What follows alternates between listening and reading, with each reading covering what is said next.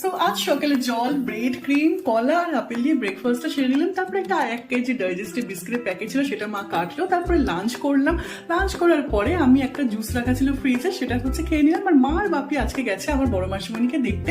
So আমি সন্ধ্যেবেলা একটু ঠাকুরের সন্ধে দিলাম আর এই ওয়েফারটা কিনে এনেছিলাম, সেটা খেলাম। এইগুলো খেলেই না ছোটবেলার কথা মনে পড়ে, স্কুলে যখন নিয়ে যেতাম।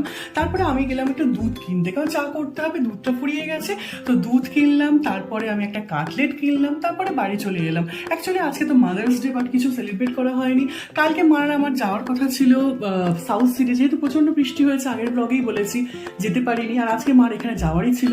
সো কোনো মাদার্স ডে সেলিব্রেশন হয়নি, বাট পরে হবে।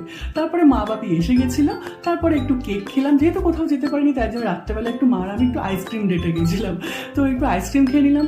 তারপরে এটা আমার জন্য পাঠিয়েছিল বড় বৌমনি, সেটা খেয়ে নিলাম। নিয়ে তারপর আজকে দিনটা শেষ করলাম। So happy mother's day to all, good night.